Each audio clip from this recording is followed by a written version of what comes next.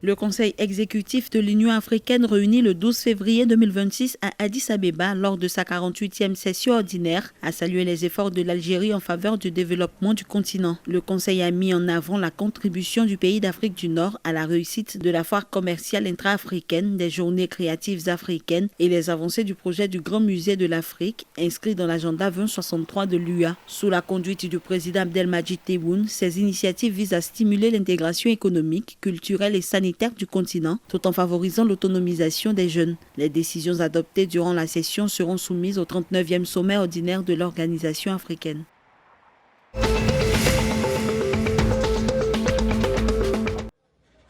En Libye, la National Oil Corporation a annoncé qu'en janvier 2026, la production de pétrole brut du pays a atteint 42,7 millions de barils. Sur ce volume, plus de 31,5 millions de barils ont été attribués à l'État, tandis que 27,2 millions ont été destinés à l'exportation et plus de 7 millions envoyés au raffinage. Selon la compagnie, les recettes pétrolières se sont élevées à plus de 1,03 milliard de dollars sur la base d'un prix moyen de Brent de 66,79 dollars le baril. Les fonds incluant redevances et taxes ont été transférés au compte souverain pour soutenir les finances publiques. La NOC souligne que ces résultats traduisent la transparence du secteur pétrolier et son rôle clé dans le soutien de l'économie nationale.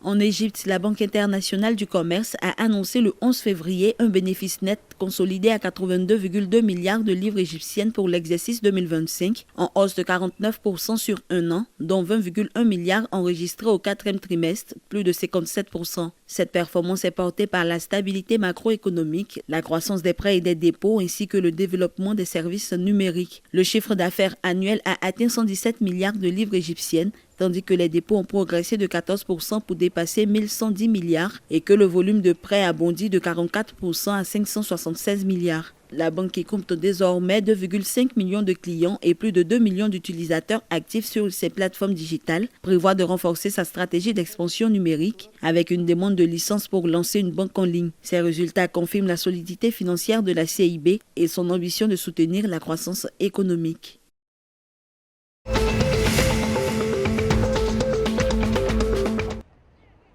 En Tunisie, le ministère des Transports a annoncé le lancement d'études pour un projet ferroviaire stratégique visant à relier la Tunisie à l'Algérie et à la Libye dans le but de renforcer l'intégration régionale et de faciliter le transport de passagers et de marchandises en Afrique du Nord. Une étude de faisabilité estimée à environ 3,18 millions de dollars est en préparation et les documents d'appel d'offres pour sélectionner un consortium du Conseil sont déjà en cours d'examen. Ce projet s'inscrit dans un programme de développement du réseau ferroviaire à l'horizon 2028, incluant la modernisation du matériel roulant et des centres de maintenance, ainsi que la création envisagée d'une ligne de grande vitesse reliant le nord et le sud du pays jusqu'aux frontières.